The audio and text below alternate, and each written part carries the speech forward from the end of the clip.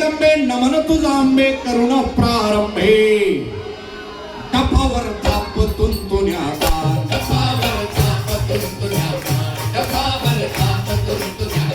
शाहीर हा महाराष्ट्राचा प्राण शिवप्रभूचं गात उरगान शिवप्रभूचं गात उरगान शिवप्रभूचं गात उरगान कळविला ज्ञान इतिहास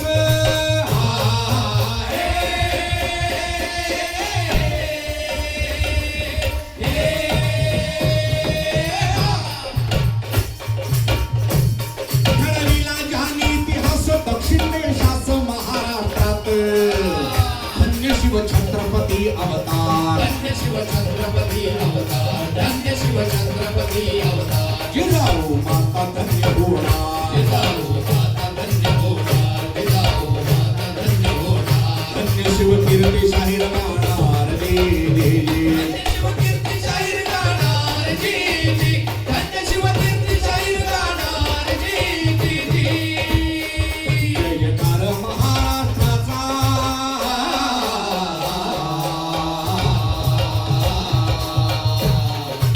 जयकार महाराष्ट्राचा जिजामातेचा शिवरायांचा शंभूराजाचा शंभूराजाचा शौर्य सळसळले रोमा रोमा शौर्य सळसळले रोमा रोमा शौर्य सळसळले रोमा रोमा मुद्रा तुम्हा करतो स्वाभिमानात मुद्रा तुम्हा करतो स्वाभिमानात जी मुद्रा तुम्हा करतो स्वाभिमानात जी छत्रपती शिवाजी महाराजांनी या भारतवर्षामध्ये पहिल्यांदा चातुर्वर्ण व्यवस्था नाकारली प्रत्येकाच्या हातामध्ये तलवार दिली आणि सांगितलं तुमच्या माझ्या स्वत्वासाठी आपल्या मातीच्या स्वातंत्र्यासाठी तुम्हा मला सगळ्यांना एक होऊन लढायचंय 18 पगड जातीचे लोक एका शब्दात बांधले तो शब्द होता मावळा आणि या रांगड्या मावळ्यांच्या हातामध्ये प्रत्येकाच्या हातामध्ये तलवार आली आणि या मावळ्यांनी काय केलं शत्रूची धुळधाण उडवली शत्रूची धुळधाण शत्रूची धुळधाण उडवली शत्रूची धुळधाण कपारी गडकोटावर फडके सर्व निशाण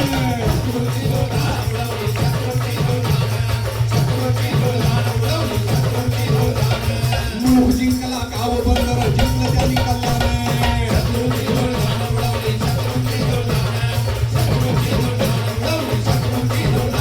दरबारी कुस्ती बेगम याला पूर्ण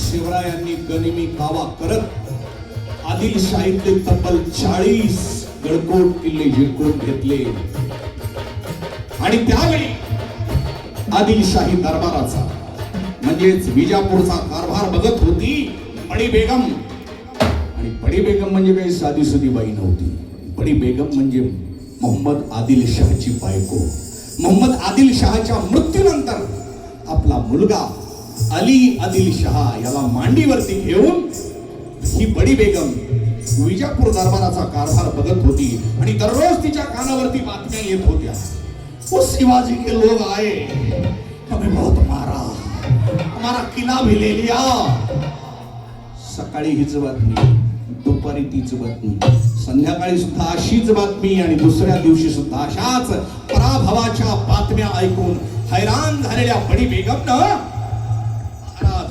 शहाजीराजे भोसले यांना एक पत्र पाठवलं कारण त्यावेळी शहाजीराजे भोसले आदिलशाहीची चाकरी करत होते आणि त्या पत्रामध्ये बडी बेगम लिहिते शहाजीराजे भोसले तुमचा मुलगा शिवाजी बंडखोरी करतोय त्याला आवरा नाहीतर परिणाम वाईट होतील शहाजी राजांना हे पत्र मिळालं आणि शहाजी राजांनी या पत्राचं उत्तर बडी बेगमला पाठवलं त्या पत्रामध्ये शहाजी राजे लिहितायत बडी बेगम साहिबा, माझा मुलगा शिवाजी माझ्या ऐकण्यात नाही. तुम्हाला जे करायचं असेल ते तुमच्या पद्धतीनं करून घ्या.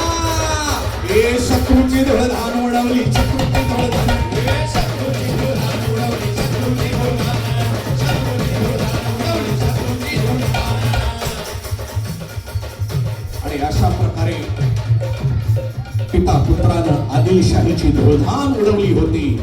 आणि शिवाजी राजांचा बंदोबस्त करण्यासाठी बडी बेगमनं विजापूर दरबारात पैजेचा विडा मांडला. आणि भरलेल्या दरबारात बड़ी बेगम गरजली. उसने हमारे शाही अजमत को ललकारा है. कोई है जो उस काफिर सिवा को हमारे सामने ला सके, जिंदा या मुर्दा? साऱ्या दरबारात भयान शांतता. कोणाच्या श्वासांचाही आवाज येत नव्हता. बड़ी बेगम पुन्हा गरजली. कौन है? कौन है वो नाराए तकबीर बुलंद करने वाला मुजाहिद जो काफिर सिवा को हमारे सामने ला सके, उसका नाम व निशान मिटा सके? कोणाचाच आवाज येत नव्हता. पण इतक्यात एक सैतानी आवाज घुमला. हम लाएंगे शिवाजी को. कोण होता हा सारा? काय होतं त्याचं नाव? नाव त्याचं अफजल खान.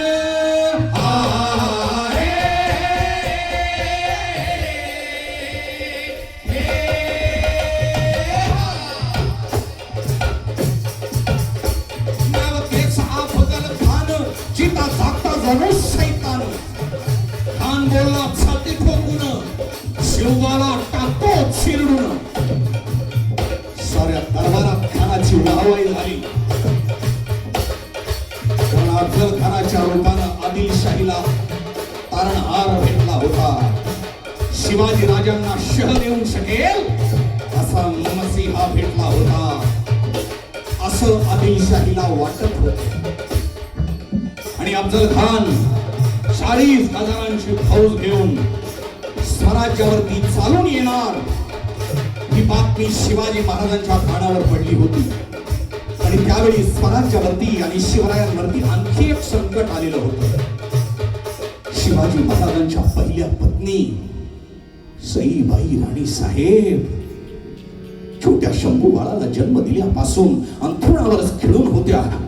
आणि एके दिवशी महाराजांचा हात हातामध्ये घेत सईबाई राणी साहेब म्हणाल्या, महाराज, हिंदवी स्वराज्याचं हे देखणं स्वप्न पूर्णत्वास जात असताना आम्हाला बघायचं होतं. पण महाराज,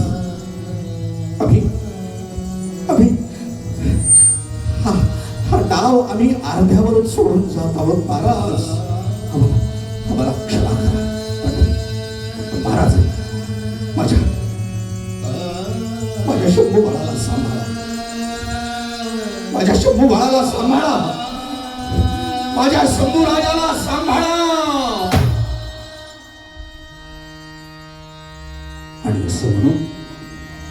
असं म्हणून सईबाई राणी साहेब गतप्राण झाल्या.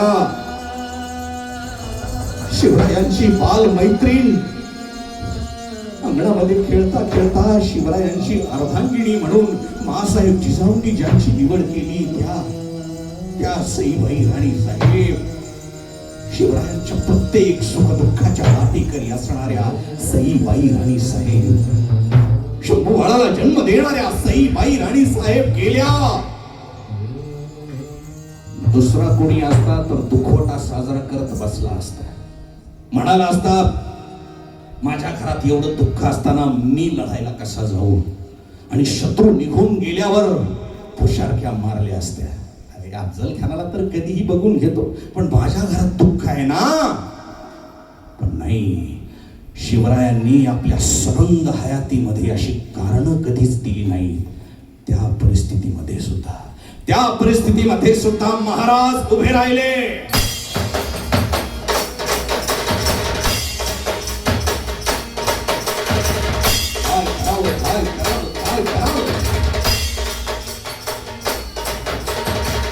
या विचारामध्ये असताना विजापूरला एक घटना घडली. अफजल खानाच्या फौजेचा मानाचा हत्ती फतेजंग मेला. नाही मारला. कोणी मारला? का मारला? कशासाठी मारला? शिवाजी महाराजांच्या गुप्तहेर खात्याचे प्रमुख बहिर्जी नाईक यांनी ही कामगिरी चोख बजावली होती. अफजल खानाच्या फौजेचा मानाचा हत्ती फतेजंग विष देऊन मारला होता आणि फौजेमध्ये बातमी पसरवली होती, फतेजंग मर गया. बड़ी मनहूस बात हो गई. अब हमारा जीतना मुश्किल है, हमारा जिंदा वापस आना भी नामुमकिन है. शत्रूला जर रणात मारायचं असेल ना तर त्याला अगोदर मनात मारायचं असतं. हा डाव शिवरायांनी साधला होता.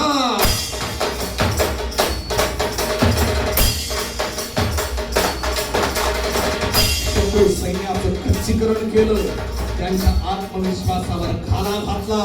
पण मावळ्यांच्या मनामध्ये शंका होती, मावळ्यांच्या मनामध्ये प्रश्न होता. पण मावळे आपापसात बोलत होते, अरे आजवर रात्रीच्या अंधाराचा फायदा घेत गनिमी कावा करत आपण गडकोट किल्ले ताब्यात घेतले, या लढाया जिंकल्या. पण उघड्या मैदानात लढायचं म्हणजे सोपी गोष्ट नव्ह. आणि ती बी 40,000ची फौज असताना, आणि ती बी अफजल खान असताना. नाही, महाराजांनी नेमकं हेच हेरलं. मावळ्यांच्या मनामध्ये प्रश्न आहे, शंका आहे. आणि एके दिवशी महाराज झोपेतून उठले आणि मावळ्यांना सांगू लागले, अरे ऐका ऐका ऐका, आदि माया आदि शक्ती आई तुळजा भवानीने साक्षात्कार दिला. होय, आई जगदंबा आमच्या समोर प्रकट झाली आणि आम्हाला म्हणाली,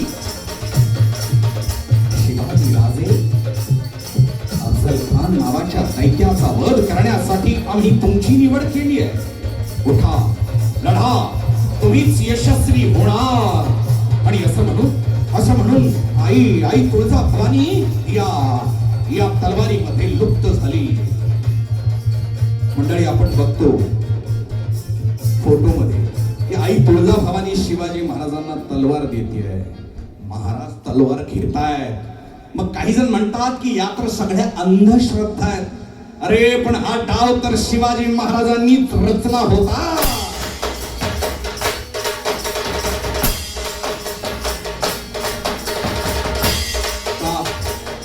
का रचला हा डाव? कारण शिवाजी महाराज देव मानत होते. देव मस्तकी करावा, कल्लोळ करावा हा शिवरायांचा विचार होता. मावळे सुद्धा श्रद्धाळू होते आणि मावळ्यांच्या श्रद्धेचा उपयोग शिवरायांनी राष्ट्रकार्यासाठी करून घ्यायचा ठरवला होता. आता मावळे आपापसात बोलत होते, अरे आई तुळजा भवानीनं आशीर्वाद दिला. होय, आई तुळजा भवानी शिवाजी महाराजांसमोर प्रकट झाली.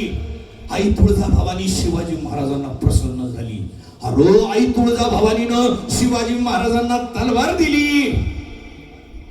आता कोणी बी येऊ दे, कुट्ट बी येऊ दे, कसा बी येऊ दे, जिंकणार आपणच.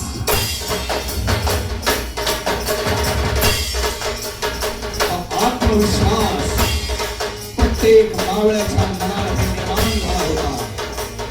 प्रत्येक मावळ्याच्या मनगटामध्ये हजार हत्तीचं बळ आलं होतं आणि मावळी मनगट लढायला सिद्ध झालं होतं.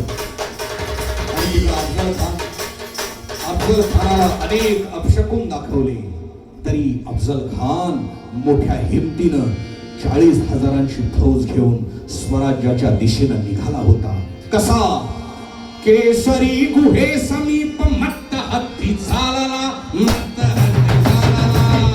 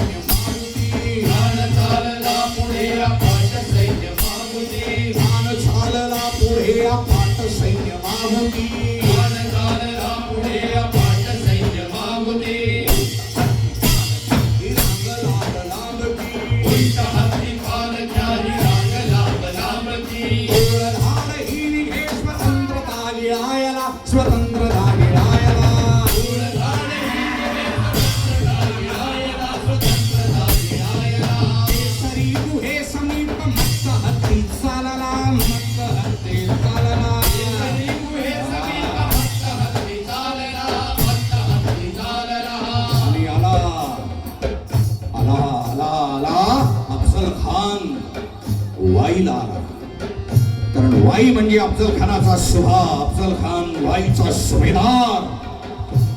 वाईत आला आणि शिवरायांनी अफजल खानाला एक पत्र पाठवलं. त्या पत्रामध्ये शिवाजीराजे लिहितायत, अफजल खान साहेब, काय तुमचं शौर्य, काय तुमचा पराक्रम, तुमच्या समोर येण्याची सुद्धा आमची लायकी नाही हो. तुम्ही असं करता का? तुम्हीच प्रतापगडाच्या पायथ्याशी येता का? म्हणजे घेतलेले सर्व गडकोट किल्ले मी तुमच्या स्वाधीन करतो. मी स्वतःला सुद्धा तुमच्या स्वाधीन करायला तयार आहे. मी तुमच्या सोबत विजापूरला यायला तयार आहे. आणि फसला अफजल खान, फसला. वाईहून प्रतापगडाकडे यायला तयार झाला. वाईहून प्रतापगडाकडे जायचं तर मध्ये लागत होता रडतोंडीचा घाट. माणूस रडल्याशिवाय पुढे जाऊ शकत नाही, हा त्या घाटाचा इतिहास. म्हणून घाटाचं नाव रडतोंडीचा घाट. 35,000 वाईतच ठेवले आणि केवळ 5,000 सैन्य घेऊन अफजल खान हला हला हला. कुठं? प्रतापगडच्या पायथ्याशी. खान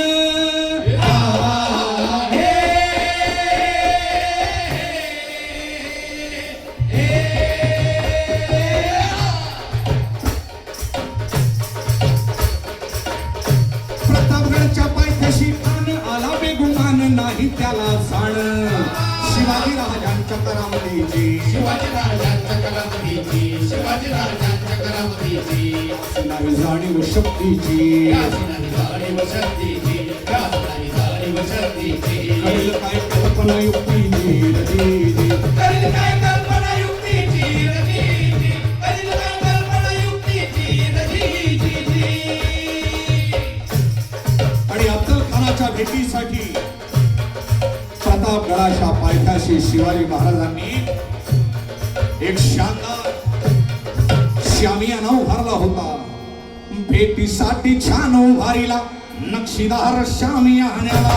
भेटीसाठी छान उभारला नक्षीदार शामियाना.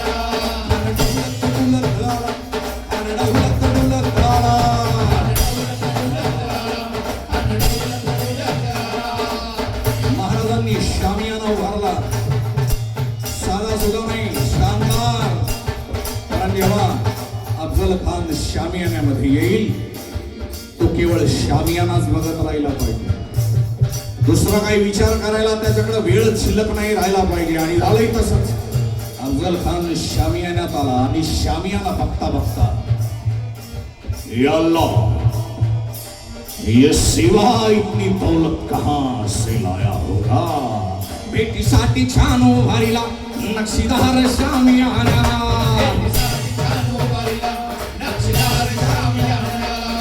डौलत डौलत बंडा तिराच्या संगतीला.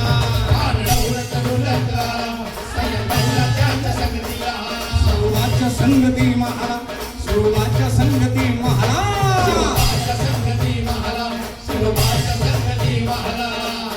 सय्यद बंडा नावाचा तरवेज दांडखट्टा बहादर अफजल खानाचा अंगरक्षक म्हणून अफजल खानाच्या सोबत आलेला होता.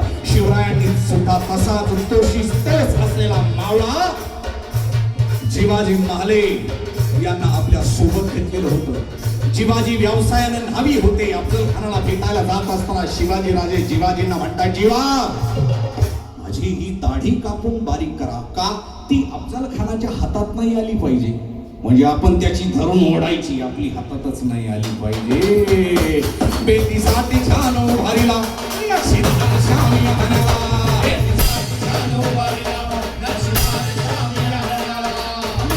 आले आले महाराज शामियान्याच्या जवळ आले. प्रतापगडावरून खाली आले आणि महाराजांनी लांबूनच बघितलं.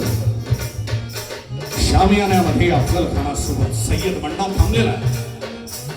आणि शिवाजी महाराजांनी आपले वकील गोपीनाथ पंत गोकील यांच्या मार्फत एक निरोप अफजल खानाकडे पाठवला. सय्यद बंडा जर आत थांबणार असेल तर आम्ही आत येणार नाही. हा निरोप अफजल खानाला मिळाला आणि त्यावर अफजल खान म्हणतोय, ये अल्लाह, ये सेवा तो सैयद बंडा से करता है, ये हमसे क्या मुकाबला करेगा. जाओ जाओ बाहेर जाओ. सय्यद बंडाला बाहेर थांबवण्यात आलं. जिवाजी सुद्धा बाहेरच थांबले. पण महाराजांनी जिवाजींना सांगितलं होतं, जीवा तुझी नजर सय्यद बंडावरती असली पाहिजे. सय्यद बंडा हल्ला की तू हल्ला पाहिजे. मी अफजलाला बघून घेतो. बेटीसाठी छान उभारीला नक्षीदार शामियाना.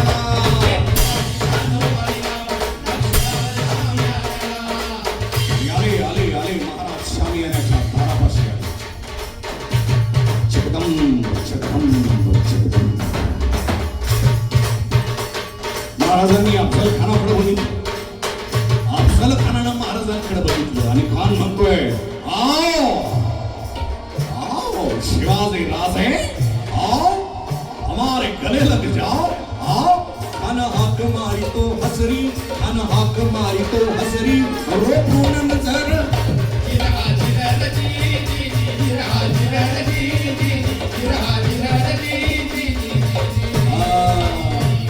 आपला राजा बी काही कच्चा गुरुचा चेला नव्हता.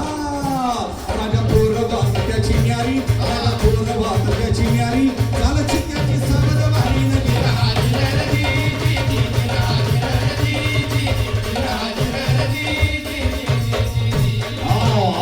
शिवाजी राजे खानानं राजाला आलिंगन, आओ आओ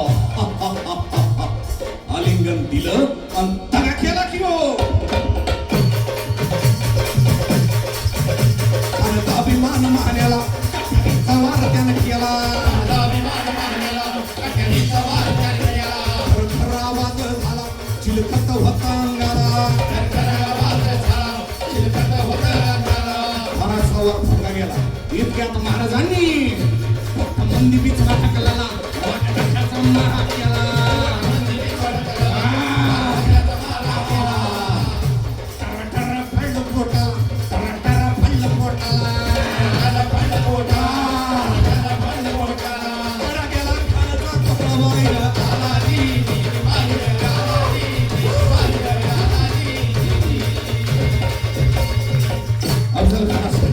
अफजल खानाचा वक्र बाहेर आला आणि अफजल खान स्वरा पुरडला आणि आवाज बाहेर थांबलेल्या सय्यद बंडाला ऐकला. आणि सय्यद बंडा शिवाजी महाराजांवरती वार करण्यासाठी सरसावला. पण जिवाजी तयारच होते. जिवाजींनी एकाच वारात सय्यद बंडाचा हात तलवारी सकट धडा वेगळा केला आणि दुसऱ्याच वारात सय्यद बंडाचं शिर सुद्धा उडवलं. महाराज पुढे निघाले आणि शामियानाच्या दारापाशी उभा होता अफजल खानाचा वकील कृष्णाजी भास्कर. तो कुलकर्णी होता की देशपांडे यावरती इतिहासकारांमध्ये मतमतांतर असतील, पण तो तिथं होता. आणि महाराज त्याला म्हणतात, चल बाजूला हो. मला खुकी आहे सुकी याचं रक्त सांगायचं नाही. चल बाजूला हो. पण या बेईमान अवलादीनं शिवाजी महाराजांच्या मस्तकावर वार केला. पण महाराजांनी एकाच वारात कृष्णाजी सुद्धा जमिनीवर लोळवला. महाराज पुढे निघाले. शिवाजी सुद्धा निघाले. पण अफजल खान तर अजून मेलाच नव्हता.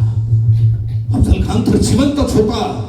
ज्याच्यासाठी एवढा सगळा हटापिटा केला तो अफजल खान अजून जिवंत. आणि अफजल खान आपला कोतळा सावरत उठला.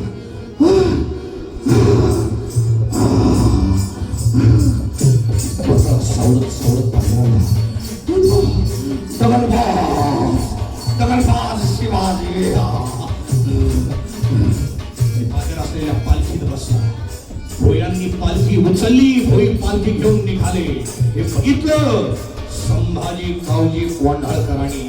आणि संभाजी गावजींनी एकाच वारात एका भोयाचा पाय थोडा वेगळा केला. पालखी जमिनीवर आदळली. मातीचे तिघ पळून गेले. आणि मग अफजल खानाचं शिर आपल्या हातामध्ये धरलं आणि तलवारीनं कापलं.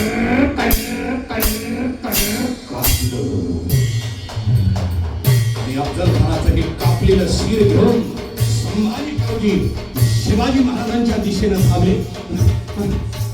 महाराज महाराज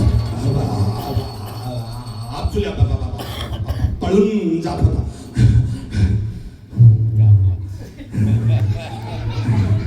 आपण जाणला शिवाजी महाराजांनी संभाजी कावजींच्या हातामध्ये असलेलं हे अफजल खानाचं शिर बघितलं आणि शिवाजी राजे संभाजी कावजींना म्हणाले, अफजल खानाचं हे शिर कापण्याची काहीच गरज नव्हती. आज कसं महाराज अफजल पळाला असता जिथं राहिला असता म्हणजे नाही अफजल खान जिवंत राहिलाच नसता. कस काय महाराज? अफजल खान जिवंत राहिलाच नसता कारण या वाघ नख्यांना आम्ही विष लावलेलं होतं.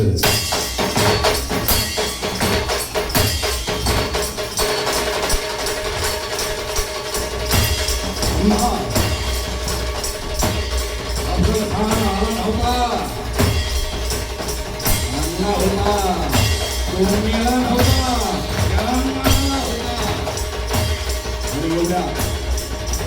प्रतापगडावरती मिरवून गेला. प्रतापगडावर चौघांचे आवाज झाले आणि हळूच्या घोडात सभा करून बसलेले मावळे पाहिले पडले आणि सभा आपली सुरू झाली आणि आपलं पाच हजारांचं सैन्य या मावळ्यांनी पुरतं तापून टाकलं. आणि संभाजी कावजी शिवाजी महाराजांना म्हणाले, महाराज आता 40 35 संभा कुत्तों का झुंड कितना भी बड़ा क्यों ना हो, वो शेर का